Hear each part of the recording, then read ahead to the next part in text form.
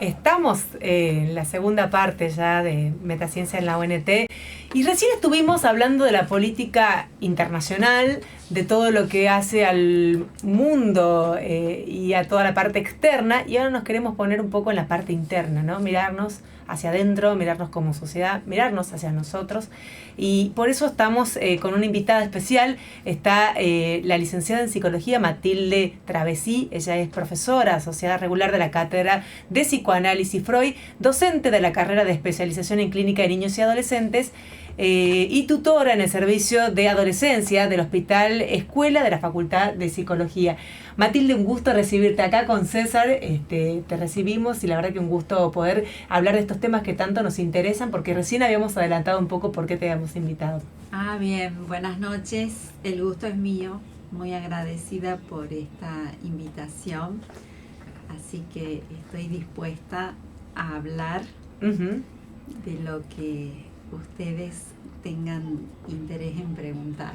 Gracias. Bueno, temas que nos están preocupando tiene que ver con lo que pasa en los colegios, no solo tucumanos, sino de todo el país, y bueno, podríamos decir que hasta de todo el mundo, solo que estábamos acostumbrados a que eso pase afuera, en Estados Unidos, muy lejos, de ver estos tiroteos en las escuelas. De repente vimos Santa Fe, de repente amenazas en Tucumán. ¿Y cómo se explica este fenómeno que nos está pasando? ¿Son simples bromas o hay algo mucho más profundo y más preocupante?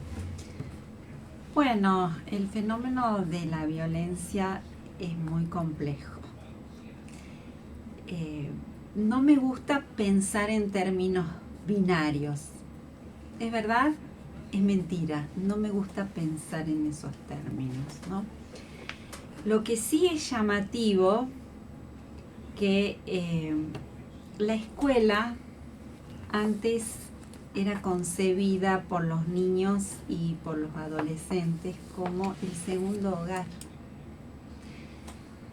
Hoy es el lugar donde niños y adolescentes pueden encontrar la muerte. Y eso causa espanto.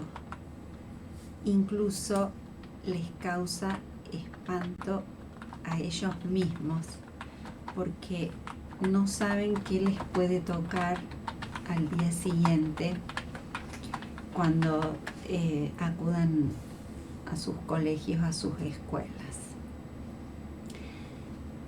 Una lectura posible de este fenómeno de las amenazas: hay que diferenciar muy bien lo que es una amenaza de lo que fue y de lo que es un acto consumado, como lo que ocurrió en Santa Fe, de lo cual ya tenemos un antecedente. No me pidan fechas porque no soy buena para las fechas, pero ya ocurrió una matanza en nuestro país, en Carmen de Patagones. De manera que esto no es algo tan nuevo como pudiéramos creer, ¿no? Y en Estados Unidos es como mucho más frecuente. Es efectivamente. Una de las cosas que me había llamado la atención cuando fui a trabajar en Estados Unidos, justamente en Baltimore, era ver entre los carteles: en Chile había visto en caso de terremoto hacer tal cosa, y en Estados Unidos decía en caso de un tiroteo hacer tal cosa. Y tremendo. Yo no podía creer, claro, eso, digamos, era una cosa tan ajena a nosotros. Claro, de pronto en la escuela irrumpe el espanto. Bueno, les decía, una lectura posible de este fenómeno, porque no podemos hacer generalizaciones. En cada caso, la lógica de la decisión de ese joven de hacer esa amenaza es distinta. Hubo un caso de un joven que se presenta con sus padres y dice: yo quería hacer simplemente una broma. Bueno, la muerte es algo que traumatiza, y tal vez para algunos de estos sujetos hacer una broma con el horror es una forma de tramitar la angustia que les causa la posibilidad de ser ellos víctimas de pronto alguien que ama la muerte y decide salir a matar a cualquiera. Qué impresionante, ¿no? Matilde, mientras que nosotros te seguimos preguntando, te vamos a pedir que te acerques un poco más a la mesa porque el micrófono es multidireccional y lamentablemente por ahí, si no nos acercamos mucho al micrófono, quedamos un poco fuera del sonido o con el sonido muy bajo. Bien, y acá yo los chicos senté donde estaba la silla, sí, obediente. Sí. Perfecto, no, sí. por ahí hay que acercarse un poquito más cuando estemos hablando al micrófono. Bueno, digo, la posibilidad de encontrar la muerte y la posibilidad de sufrir bullying, digamos, es tan fuerte en las escuelas. O sea, puede llevarlo a una persona a querer tomar represalias de ese tipo, o sea, porque se culpa, cuando pasa eso se culpa a todos, ¿no? Se culpa al Estado, que estaban haciendo las maestras, ¿por qué el Estado permite eso? ¿Qué habrán hecho esos padres? Digo, ¿por qué se nos agarra esta cosa de querer responsabilizar a alguien? En relación a la violencia, había dicho inicialmente, se trata de un fenómeno complejo.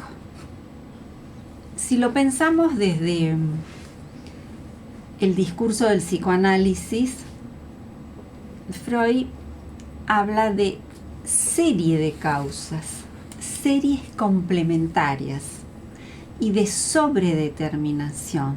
Es decir, no hay una única causalidad, sino una serie de causas que se complementan.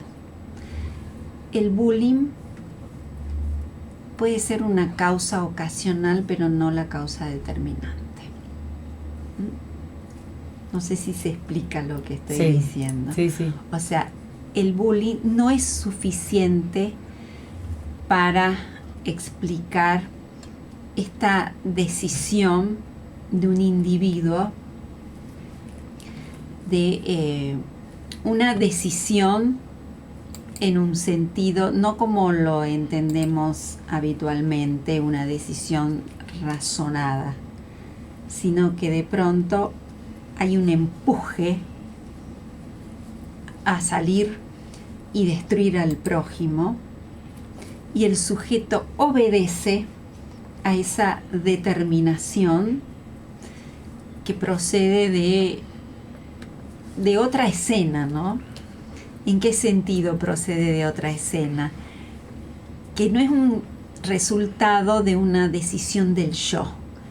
Cuando Freud habla de otra escena, se refiere a lo inconsciente, como un escenario desde donde se decide los actos, particularmente estos actos que parecen locos.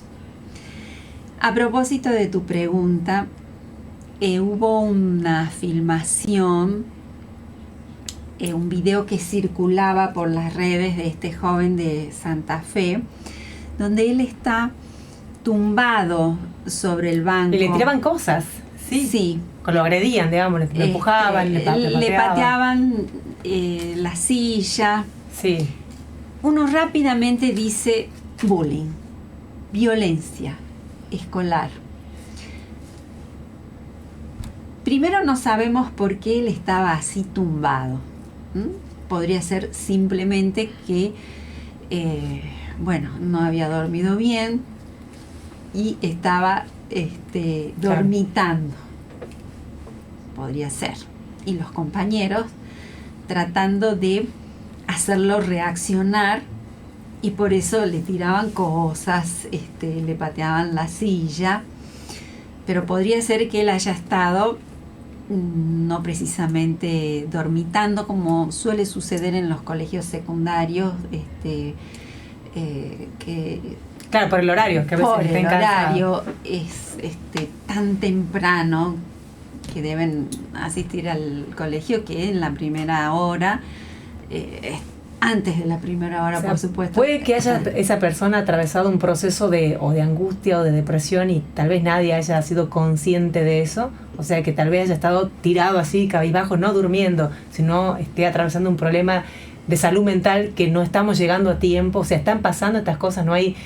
Digo, la gente que efectivamente busca respuestas en salud mental en todo el ámbito, en todo el país, también en Tucumán, le cuesta muchísimo conseguir lugares, atenciones. Por suerte nosotros en la facultad tenemos gabinetes y lugares donde se puedan atender y todo esto, ¿no? Pero digo, la demanda es enorme de salud mental y como sociedad a veces da la sensación que llegamos tarde. Bueno, justamente a eso iba. ¿Cómo sabemos que ese sujeto no estaba dormitando, sino que estaba profundamente aislado, vuelto sobre sí mismo? Yo me inclino a pensar esto, porque en un momento dado él levanta la cabeza y mira con indiferencia cómo le arrojan cosas. En su mundo. Él está en su mundo. Sí. En ningún momento reacciona él diciendo, hey, no me patees la silla. Sin duda, estamos frente a un problema, hablemos en la lengua actual, un problema de salud mental, que, bueno, no fue detectado, no sabemos si no fue detectado. Claro, conocemos las consecuencias. Nosotros nada más sabemos el discurso que se dice en relación al caso, pero no conocemos mucho de la historia de este joven, si estaba en un tratamiento terapéutico, Matilde, psiquiátrico. tenemos que nosotros hacerte la última pregunta, porque ya por una cuestión de tiempo tenemos que ir cerrando. Sí. Muchísimo gusto. La pregunta sería, ¿y qué rol crees que juegan las redes sociales en todo esto? Pues también se habla como que hay una moda, una cosa así. Bueno, en el proyecto de investigación que dirijo, precisamente estudiamos el fenómeno de la violencia en este contexto donde, estamos frente a una nueva ciudad que no la hemos conocido nosotros y que no la conocemos los adultos, que es la ciudad digital. Este joven, precisamente, lo deben haber leído en los portales de los diarios, pertenecía a una comunidad subterránea de la web, que se llama, disculpen mi inglés, True Crime Community, una comunidad que se interesa en crímenes reales. Digamos que es difícil a veces saber las rutas que siguen los adolescentes porque, como les digo, es una ciudad no como la que conocemos, ¿no? Claro, no tiene límites, no tiene barreras, no tiene o sea, límites. es un acceso ilimitado a cualquiera, Claro. incontrolable. Lo decíamos al comienzo del programa, los chicos en sus cuartos, encerrados, con la puerta con llave a veces, y sus padres no tienen idea qué están haciendo en esas horas. La verdad que es súper interesante, Matilde. Lamentablemente tenemos que cerrar, pero es un tema que nos encanta y seguramente vamos a invitarte nuevamente. Muchísimas gracias por venir al estudio de Radio Universidad y comentarnos un poco. Yo les agradezco mucho porque me hicieron olvidar que estaba en este contexto que no es un lugar que yo frecuente. Así que le agradezco a ustedes. Bueno, nos alegra que te hayas sentido cómoda con nosotros acá en el me estudio. quedé con ganas. Sí. Qué bueno, qué bueno. Sí, vamos a tenerte, si es que los tiempos te permiten, Matilde, de nuevo. Muchísimas gracias. Matilde Travesí, licenciada en Psicología, miembro del Hospital Escuela de la Facultad de Psicología de la UNT, donde hay atención psicológica a la gente que lo necesita, digamos, y se encarga de la cátedra de Psicoanálisis Freud en la Facultad de Psicología. Nosotros llegamos al final del programa, nos estamos despidiendo. Muchísimas gracias, Matilde, un gusto. Un placer y gracias. Felicitaciones. Gracias, muchas gracias.